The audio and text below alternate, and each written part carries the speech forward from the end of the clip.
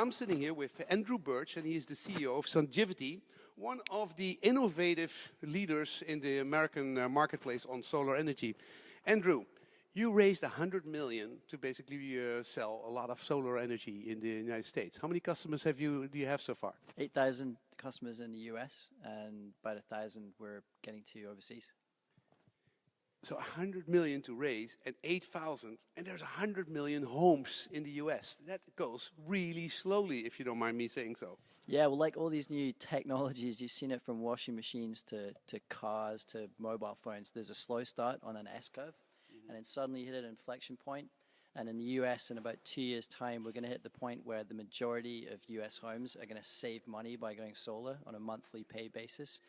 That, we think, means it's going to be a huge market. So we've made a ton of investment in technology that makes it easy. Certainly do. And you have a very easy, friendly, we'll get to that system. First, in America, the total market, how many installations a year get solar energy? So we're behind the Europeans. We're about 250,000 homes last year, but it's been growing at about 30-40% per annum.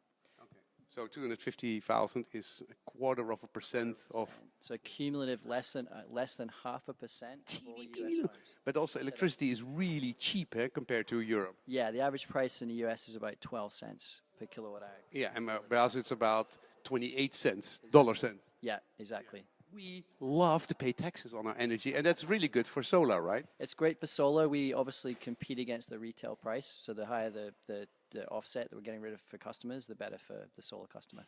Okay. So, and you have 5% market share, and Elon Musk's company, SolarCity, has 15? Little over 15, exactly. Worth €2.5 billion. You're still private, right? $2.5 billion market capitalization, yeah. So they're doing incredibly well. Well, they are basically a promoter, so they will grow the market. Now, you say that we have in Europe less bureaucracy than America. I mean, I find that hard to believe. Yeah, it's a funny story. You know, Danny, myself, an Aussie and a Scot get to America thinking we'll start the company there because of the lack of bureaucracy. You're Scottish? Yeah, originally, yeah, the sunniest country on earth. We got there and we realized that in fact the bureaucracy is extreme. Tens of thousands of individual jurisdictions each have their own permit application form. Like in Germany, you have 1 2-page form for the entire country. So that adds about 50 cents a watt. So you take that, Americans, we are not bureaucratic in Europe and America. And so we have more taxation, less bureaucracy, so the market in Europe is growing faster than in America. It is, but you guys have historically required the feed-in tariff mechanism to make the economics work for customers. So in the US, we're lagging, but we've always relied on net metering. So with net metering, we hit this inflection point just over the next couple of years where we're going to have a huge market without any feed-in tariff mechanism based purely on what we can offset for the customer. Okay. Right, so the future is bright, but solar energy, basically it's between 10 and 4. There's a bunch of solar energy coming. What do we do the rest of the time? How, as a percentage of total use, how much can electricity grow? So solar, it's going to be in the mix. It's going to be an important part of the mix. You need battery storage, you need your electric cars. I think that every home will have battery storage next to the solar? Ultimately, that's where this goes, I think. You're going to have the ability for a customer to sign up for solar and a washing machine-sized unit that sits in their garage, that's their storage unit. And the combination of those two things gives them a fixed price of power over 20 years that costs less than what they get from a dirty grid today. Okay.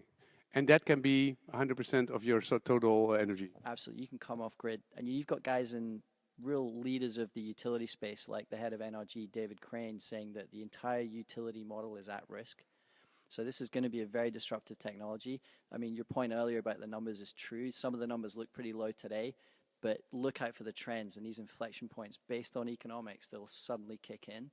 Well, you've been busy with it for 10 years. How was it 10 years ago? How much was solar and how much was retail and how is it now? So 10 years ago, the price of solar in the US was about 30 cents per kilowatt hour and retail was 9. Today it's 15 cents solar, 1.5, and retail is 12. So that gap is narrowing very rapidly. 2 years' time, those two lines cross, and you're at parity in the biggest market. And the batteries are also getting cheaper, so that's realistic. At the end of this decade, in 2020, it's way cheaper to do your own electricity than to buy it. Yeah, and here's the scary thing: the utilities right now have got hundreds of billions of dollars of invested assets in that grid.